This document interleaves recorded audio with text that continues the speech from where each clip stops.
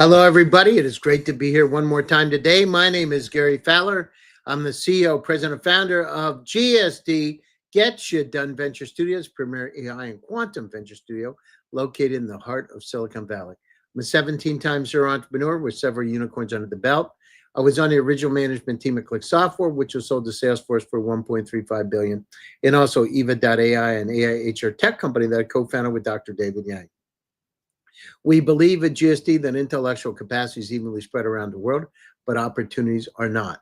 In today's episode, I'm thrilled to have Thomas Vles joining us. Thomas is a founder of GoDutch Banking, a fintech company reshaping the landscape of business banking with smart automation solutions. In just 1 year, GoDutch has attracted over 7,000 active users and is processing more than 50 million euros monthly. Thomas has an impressive entrepreneurial background, having founded and sold Poopy Cat. Oh, I love that name. Scaled Tello to acquisition and served as chief revenue officer at Agaris. He's now determined to build Europe's most loved business account.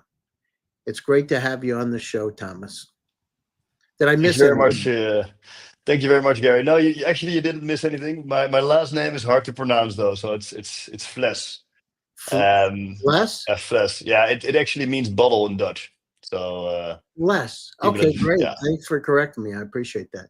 So, you've had quite an entrepreneurial journey, founding, scaling, and successfully exiting multiple companies. But, you know, how do you go? The Dutch are really good about going global, but I don't see many Dutch companies in Silicon Valley. Why is that? I mean, because you guys have historically, that's what we did, right? You speak a lot of languages, you've done a lot of trade, but why aren't they there? Yeah, it's a perfectly good question. So we of course have some successes, like Booking.com and some others, but indeed it's very little. And my take is that if you look at Europe, especially from a US perspective, a lot of investors, a lot of people, they consider Europe to be one market, right? It's the same as the US. It's a separate states, but it's one whole. But the reality is that's not the case. So the reality is, for example, in the area where I'm active in banking, that you have 28 small states with all different rules, different legislations, different company types, different cultures, different languages. So in order to grow fast and really, let's say, get great traction, it's much harder here because it's all those localized markets. And I think that's the reason why, let's say, in the US, once you have traction, you really take off. And I can imagine that for a lot of people that listen to your show, 7,000, business accounts in a year might not even sound like that much. But in the Netherlands, it already is, let's say, about 10% of new companies established in the segment that we're serving. So that's already quite huge. So I think, let's say, those limitations are one. Another limitation is a bit more related to how VCs operate in Europe. So it's changing a bit. So I'm getting a bit more positive. But from my experience as an entrepreneur, you do see that the European investors are a bit more careful, a bit more risk averse. So that means later stage investments. That means smaller investments. Means sometimes larger stakes. Lots of proof.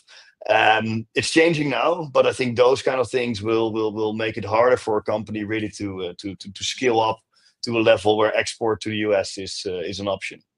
Well, I mean, I had a conversation with one of the wealthiest families in Germany, actually, and his family's into motor vehicles, right? And it's it's an amazing opportunity, but he said the reason he wanted to come to Silicon Valley is because the valuations are higher and they move faster.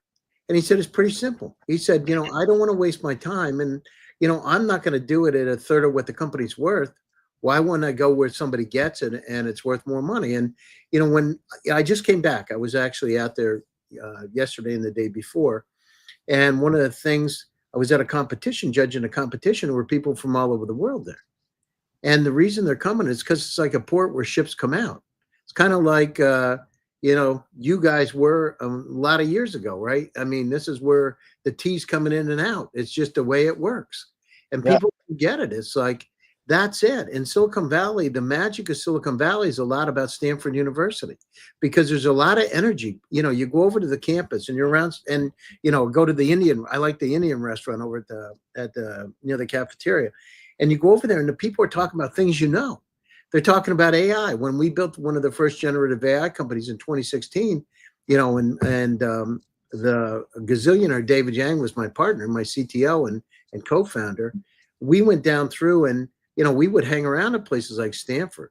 We would hang Yeah. around Palo Alto. People got it. They're like, oh, I understand this. Oh, you're talking about large language models. You're talking about multi-agent. You're talking about variational autoencode. They got it. It was like Yeah, you but it's explain it to them. yeah, but it's exactly as you said. So, but it's even I would even take it a step further when you talk to and look again, it's changing. But when you're talking to American investors, it's about opportunity, right? It's Yeah. about how can we make this really big? How can this become a success? And the tendency here with VCs is more like, how can I de-risk it?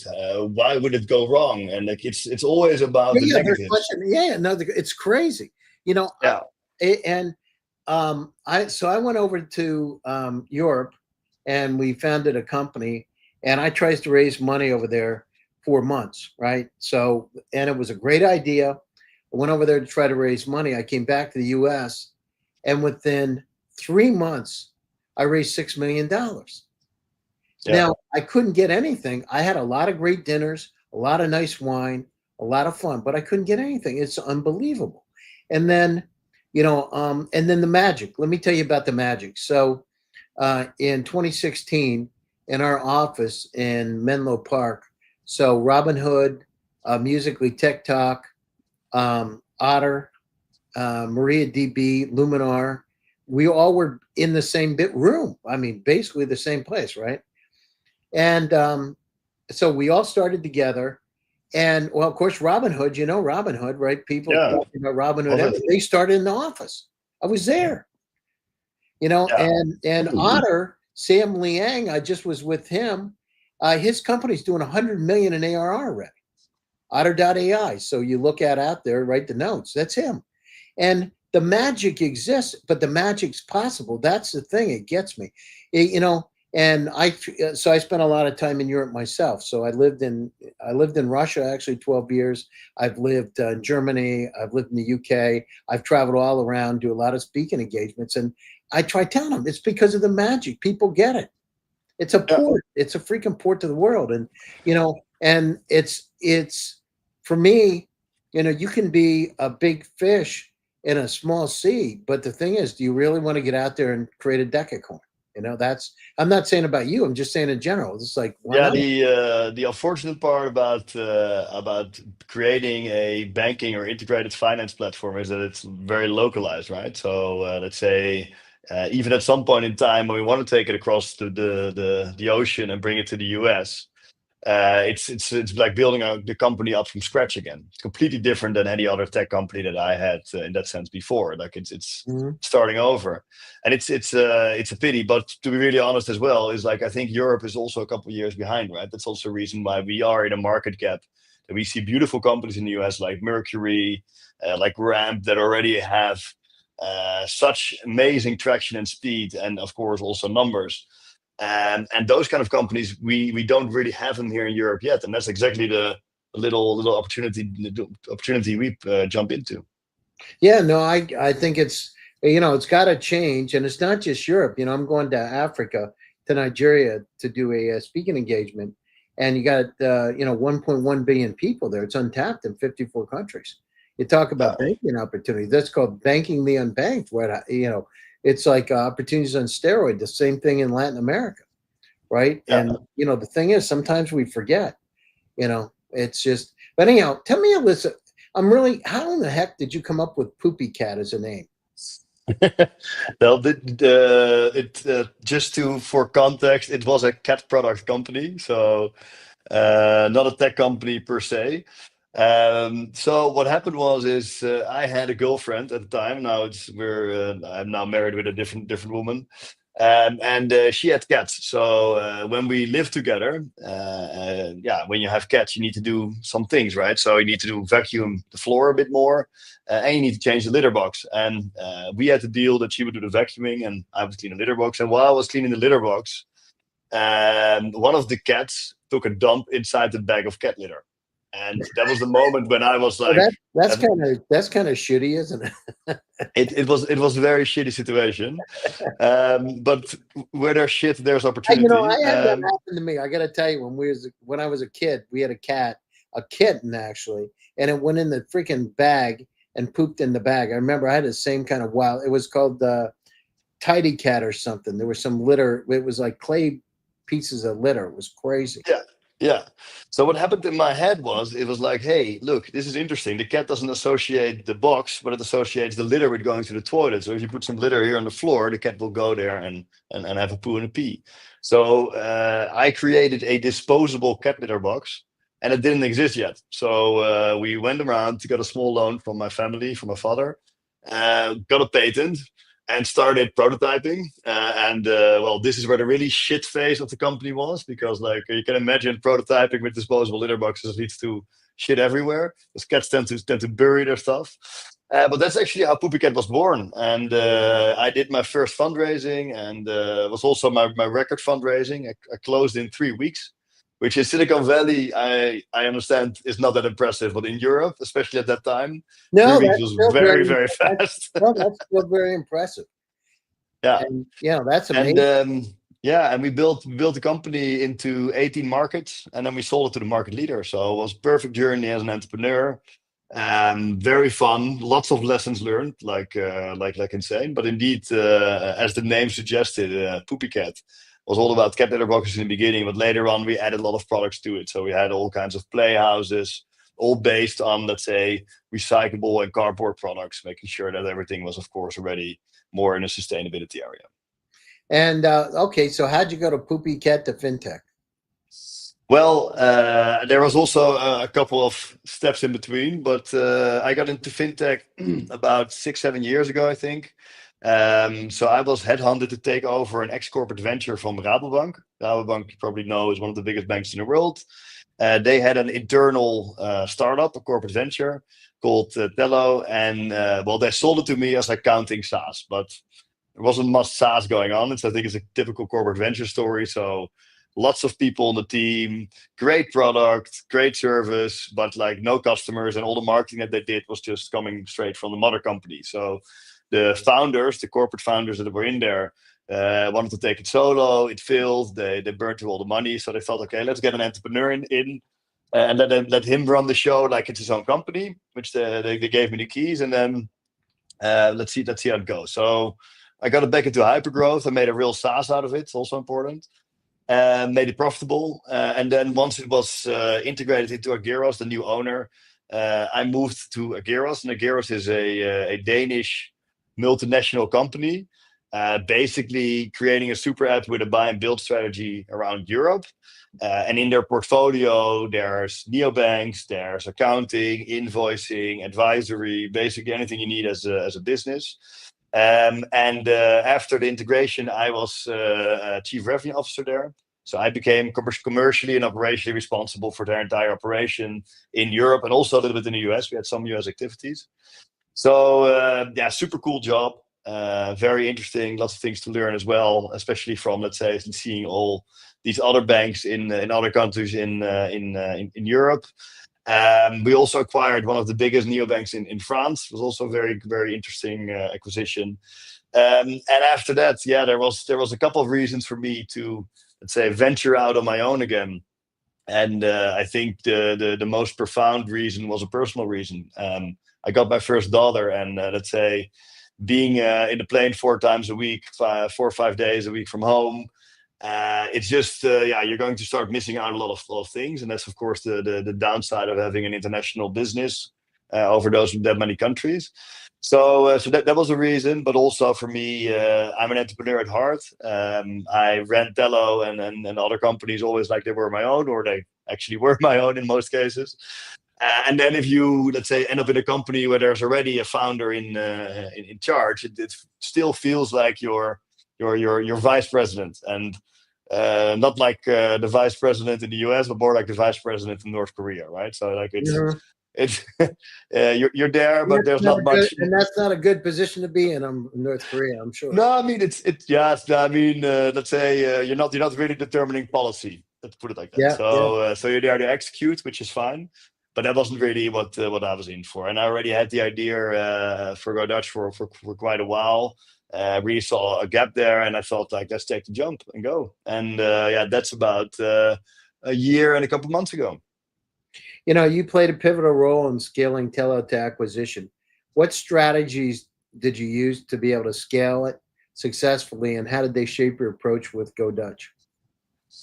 Well, I think so. First of all, let's say the Tello itself was already partially acquired before that. So now I was still a shareholder, but already was, let's say, some new companies involved. So I cannot take full credit for the acquisition in that sense. But what I did do is when I came in, I have a very personal approach, and I think that's also something that works until a certain number of employees. So I really tried to understand what everybody's role was, what everybody was doing, making sure that everybody was heard. Because I think from a team like that, the best ideas are not coming from me as a new guy. The best ideas coming from the team where people never listen to. Yeah, he was really quick in identifying the must-have people, the must-keep people. Um, had some tough challenges, had to fire some people, had to go some people. I think one of the major things, and also interesting stuff for your listeners, that we did is that we had a big discussion in the beginning. So everybody in the team, in the support team, was convinced that the human support factor in that part was very important to them. And that people really, let's say, didn't want to book their own receipts, right? That was the one of the discussions that we had. And it was a lot of work, a lot of time. I think it was a team of 8 people, and all they would do was type over receipts. And then, of course, they make a lot of mistakes. So I was like, guys, we have OCR, we have machine learning, we can automate that stuff. Like let's do that. And people were very much against it, but eventually, like I said, let's just push it through.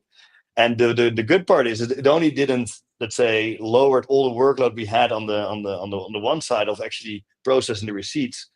Coincidentally, also 40% of support tickets dropped because those were the mistakes that people were making. So the side effect was even that, like, let's say, almost half our capacity grew inside support team. And that was one of those things that people have assumptions in their mind about how people want to do things. And the self-booking that people needed to do was actually not something that they considered self-booking. For them, it was just taking a picture of a receipt, same as they already did. But now there was one button to press and they can directly see all their data. They thought it was an improvement as well. They didn't saw it as more work. They saw it as easier. And those kind of things, let's say, identifying those kind of opportunities was, of course, very interesting. Another notable thing is that we were the first in the Netherlands to integrate accounting and banking into one platform. So that's a movement that you already saw in the US, of course. In Europe, it's quite new. So you had Phenom and Conto, both unicorns, doing that. And we were the first to do that in the Dutch market. And I'm still very proud of it, that we made it, because there was like a battle between our competitors. But that's also something that gives you like a whole array of new possibilities of technology, what you can do for customers. So, you've scaled GoDutch rapidly to over 7,000 active users just in a year. What's been the most effective strategy that you could share for other startups out there to be able to get new customers? What's the best way to do it? Yeah, I mean, there's some cliches in there, right? So we already pivoted, let's say not that we have a completely different product, but let's say the messaging around our product already changed a lot from version to version. I think that's very key. In the beginning, speed is your ally, velocity is everything with everything. So if you get the opportunity to learn and to act fast, that's your advantage. So we changed the messaging. We started off with transparency, sustainability, things that are still, and sharing, which are still core values of GoDutch today. So GoDutch means splitting the bill, of course. In the US, everybody knows that. In the Netherlands, we need to explain this. But it means splitting the bill. Does it mean that in the Netherlands too? In the Netherlands, people don't understand what GoDutch means. So that's like And do they go Dutch though? And culturally, do they go Dutch in the Netherlands or not? Sometimes depends a bit, but it doesn't have a terminology like it has in the US. So it's very funny to see that the people still don't. They think we're called Go Dutch because we're in the Netherlands, but not really because of the saying. Yeah, it's interesting. I don't know how that came up, but that's very interesting. I never thought about how the Go Dutch. I thought it was a common Well, practice there. Gary, I have news for you. I looked it up. So it's actually nothing to do with Dutch people.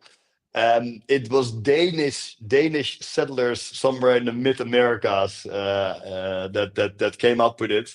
Apparently, they were very cheap. But what we did is we took the name, and obviously we had multiple options, and we were just like trying it out on people, see if they could write it, see if they could understand it. And despite the fact that they didn't know the meaning, the funny part is that people associate it with like decency, cheap, solid, like not super positive, but all still stuff you want from like your bank. You want them to be secure and solid and direct and cheap. That's fine for us. So we thought like, okay, let's go with it.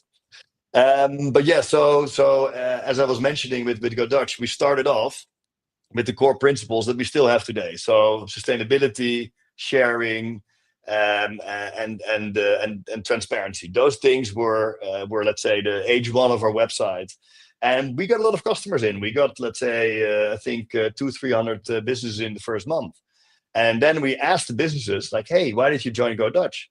And all the things we thought were super normal, those were things that people really cared about. So it wasn't about the fact that we were sharing our revenues. It wasn't really about that we are a climate positive bank. Now, what people cared about was the fact that they could call us and there was a human on the phone that actually would listen, and that we were very quick in opening accounts, and that we were building tools that helped them save time and money. So we're still called Go Dutch. We still are transparent in how we make money. We still share our revenues. We still do cashback. We still are climate positive. We still invest for that every day. But on the website, it's now a little bit more hidden. And on the website, you mainly see we save you 70% of time, because that's where we get people in. We open an account for you in 3 hours. That's where people come for. Mhm. You can call us 24/7. People love that. So that's how you need to adjust. You can keep your soul, and you can keep the, let's say, the idea of the company the same, but you need to be very quick in adopting product, in adopting messaging, marketing, all those kind of things. So many startups face challenges in retaining users. So, how did you ensure your customers not only join GoDutch, but become engaged and active? Yeah, this is like the most important question for a banking platform, because the worst enemy for us is a user that goes through KYC and then doesn't use the account. Right? That's Right. costing you money, difficult to kick out, and it's very hard. So for us, activation is key. And we use the same techniques and tactics that everybody does, right? So dripping campaigns and marketing. We call users sometimes, so we actually went back old school, and sometimes we actually call people to ask them what's going on. And I think we are, let's say, relatively lucky that we are seeing for the last year very stably that people are actually activating very, very well. We have rare accounts, at least a lot lower than the numbers I used to have in my previous the neobanks that I ran. Numbers of activated accounts that are used, let's say, not properly or not at all. So I think we are just really on a right spot for market need here. In terms of tactics, what we do explain very clearly that like there's downsides if you're not using your account, right? So if you put money in your account but you're not using it, it's a free account, we can charge you inactivity fees. And we explain to people that like just buy one thing, buy one coffee, and then like there's no inactivity fee. What also helps is that we sometimes have to explain to people, it's like, if you're not going to use your account, we are paying for your account and we don't make any money. So like if you're not going to do anything, we're going to eventually delete you. And those kind of messaging, if you just explain it properly, that also really helps, because people went through KYC, which is always it's always a painful process no matter how good you do it. And then eventually like they want to activate, and sometimes they just need to start up their business. We see now as well that it takes 6 weeks before somebody puts money in their account. So for the first 6 weeks you need to sit back, but after 6 weeks, when there's nothing happening, maybe give them a phone call and ask them, hey, do you like our product? Do you miss something? What's up? And then typically the answer is like, oh yeah, I'm still starting up, or this and that. But you can learn a lot from those conversations. and maybe just give them a little push over the edge to get them to activate. The automation's really the heart of it, right? Automation's the difference. And can you tell us a few ways in which you're using your platform to be able to save entrepreneurs time and money? Yeah. Yeah, I mean, I think the most beautiful example is now what we have is my personal winner, because I was looking for that my entire life. So, and let's say you get an invoice in your business, and then you need to pay the invoice. If you have a bigger business like we do, you send it to your controller. The controller is going to check the invoice. You're going to copy the IBAN or the account number in the US, the payment reference, the amount, and then the invoice is processed and paid. And that process is, of course, prone to error. Like people make typos, people pay invoices double, people forget to pay. So with GoDutch, you have your own email address, like Gary12345@godutch.com. Your email domain or your email address, whatever you want, is whitelisted. So you can send your invoice through that email address, and then it will just pop up and be paid automatically via your bank account. So basically, we've created sort of a self-drive for your administration. So that's one example. Well, another example is, for example, when people are recruiting new employees and you're onboarding them. Typically, you're onboarding a user, and you have to get them into the payroll software. You have to get them into expense management. You need to pay out the salaries, and it's all these different doors that you have. And with us, you can onboard a person, and payroll's integrated, and the expense management is integrated. So the card will just be sent to their address. Expense management is linked to it, and the payments are done via the bank, which is our baseline. So let's say with one press of the button, you can onboard a person, and also not only import them, when the person is leaving, all these tools are canceled in one go, which also means that all the subscription that this person had are gone, because they're all on the same card and his own card. And that's the kind of stuff, the kind of smart things I always missed as an entrepreneur in one of my 7. I mean, I'm not up your league yet with 17, but with my 7 companies that I always missed. What major trends do you currently see unfolding? We talked about the European market, but in terms of fintech and business banking, what are some of the trends that you see right now, and how's that going to impact business in Europe? Yeah, I mean, there's a lot of talking going on. So what you see now is that, of course, the bundling is something that we see everywhere. It started in the US. It's also now happening in Europe. So we see more and more tools gathering different services together and putting them onto one platform. It makes a lot of sense, right? If you are like Robinhood, if you're a trading platform, why not also start doing bank accounts? It's just an extra source of revenue. Your clients need it, so there's an overlap, so you can easily expand. So those kind of things we really see happening in Europe right now. So that's also a lot of, let's say, where we see some competition coming from. We really feel like we have a better product, so that's why we're not really afraid. But we see a lot of accounting companies trying this out. We see also some atypical players trying to figure out how they can serve their little niches with banking. So bundling is definitely something that we see. For us also, like anything that makes life easier for people is now going to change everything. We're now at the stage of AI. You're an expert on this subject matter, but AI for me is it's like a completely new revolution, like the internet was in the beginning of the 90s, right? Like we're just at the beginning, and things will never be the same again. We're now talking via browser with tabs. In 2 years' time, there will be no browser anymore. I'm certain of it. Like things will change. Like it's going to be completely different, and it's difficult to comprehend how things will change. So you need to be at the forefront of it. But I think, and everywhere in every industry, if you're not really thinking about that question right now, you're going to be in trouble. So we already are busy with that. We have a working beta for an agentic banking experience. We tested it with people. A lot of people find it scary because they're not ready to talk with their app instead of actually manually doing things. But the technology behind it is actually, let's say, current day technology. So I'm more, let's say, interesting where we're also going in the next 5 or 10 years. As I mentioned, this is a new revolution that we're looking on. We're going to be so much more productive. We can do so many things. So yeah, it's going to be limitless. Yeah, no, it gives you superpowers. And where do you actually see GoDutch going over the next 3 to 5 years? What do you think? What's your vision for the company's future?